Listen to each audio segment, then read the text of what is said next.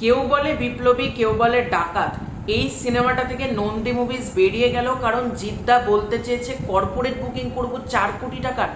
হ্যাঁ, এক্স্যাক্টলি এই খবরটাই কিন্তু জানতে পারা যাচ্ছে। এই খবরটা সত্যতা না মিথ্যে সেটা নিয়ে আমরা ভিডিওতে আলোচনা করব।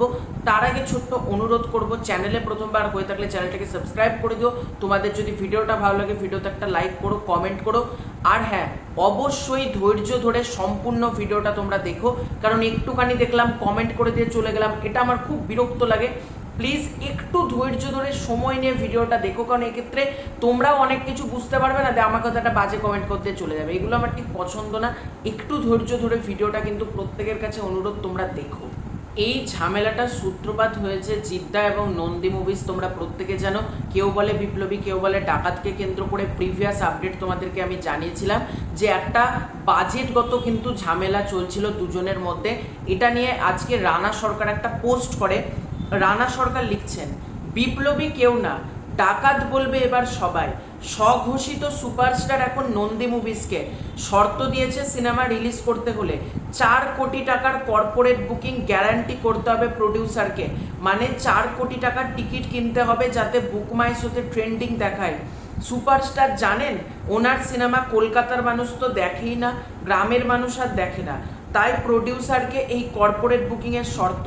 সুপারস্টারকে সিনেমাটা কিনে দেওয়ার শর্ত হয়েছিল, উনি টাকা দিতে 6 মাস সময় চেয়েছেন। সুপারস্টারের কি টাকা নেই? গরিব হয়ে গেছেন, স্টারডম শেষ। প্রযোজককে মুরগি করে আর কতদিন চালাবেন? সুপারস্টারের লাস্ট বক্স অফিস হিট 10 বছর আগে। সুপারস্টারের লাস্ট বক্স অফিস হিট 10 বছর আগে। শেষ 4টে ছবি স্যাটেলাইট ডিজিটাল রাইটস বিক্রি হয়নি। এরপরও কি ওকে আর সুপারস্টার বলা ঠিক হবে? ডিসক্লেমার, আমার এই বক্তব্য যদি নন্দী মুভিজ অস্বীকার করে পোস্ট বা প্রতিবাদ করে তাহলে আমি ক্ষমা চেয়ে নেব, পোস্ট ডিলিট করে দেব। ফ্যানেরা যারা খিস্তি করবেন চেষ্টা করুন বানান ঠিক রাখতে যাতে মানে বোঝা যায়। এইটা রানা সরকার লেখেন। এবং তার একটু আগে রানা সরকার পোস্ট করে, চিটিংবাজ ফ্লপ সুপারস্টার, জিত নেই শুধু হার আছে। আবার রানা সরকার একটা জায়গায় পোস্ট করে যে রানা সরকার একজনকে রিপ্লাই করছে, আমি চিটিংবাজ মেনে নিলাম, 5টা স্টুডিও আর ভেন্ডারের নাম দেবো যাদের সুপারস্টার 3 বছর পেমেন্ট করেনি। অনেক ভেন্ডার আর কাজ করতে চাইছে না সুপারস্টারের সাথে। ধাক্কা সামলাতে পারবে তো চিটিংবাজ ব্ল্যাকমেলারটা?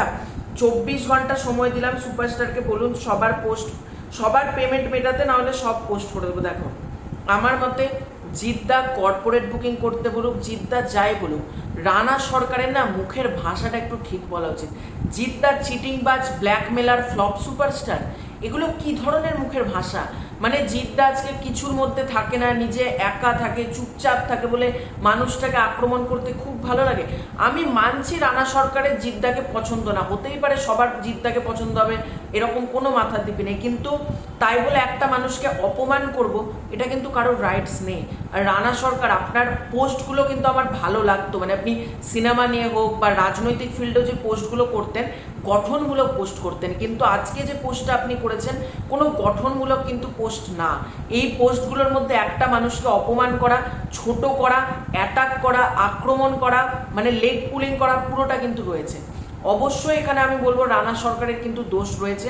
আর জিদ্দার লাস্ট 3টে সিনেমা না 4টে সিনেমা ডিজিটাল রাইটস বিক্রি হয়নি, তার জন্য জিদ্দাকে আমার মতে বুঝতে দেওয়াটা বেটার।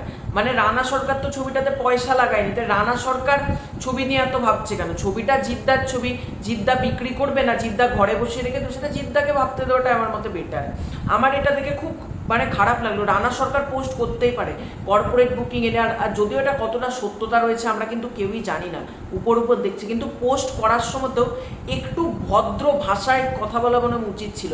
আর যদি এরকম কিছু হয়ে থাকে জিদ্দা বা নন্দী মুভিজের, আমি চাইবো মানে ইমিডিয়েটলি ঝামেলাটা সলভ হয়ে যেতে। আর রানা সরকার যদি এরকম মিথ্যে কথা কিছু সোশ্যাল মিডিয়াতে বলে, জিদ্দার পিআর টিম হোক বা জিদ্দার হোক, এর বিরুদ্ধে কিন্তু লিগাল অ্যাকশন নেওয়া উচিত আমি মনে করি। কারণ এটা কিন্তু লিগালি একটা ক্রাইম, যে একটা মানুষকে অপমান করা হচ্ছে মানে সেলফ নিজের ফেসবুকের রিচ বাড়ানোর জন্য, এটা কিন্তু লিগাল একটা ক্রাইম। আমি বারবার বলছি জিদ্দার টিমকে অবশ্যই কিন্তু এটার বিরুদ্ধে একটা কড়া ব্যবস্থা নিতে, কড়া অ্যাকশন নিতে। দেখা যাক কি হয়। তো এটাই ছিল আজকের ভিডিও। তোমাদের পুরো ব্যাপারটাকে কেন্দ্র করে কি মতামত কমেন্ট করে জানিও। খুব শীঘ্র দেখা হচ্ছে নতুন কোনো ভিডিওতে, ততক্ষণের জন্য।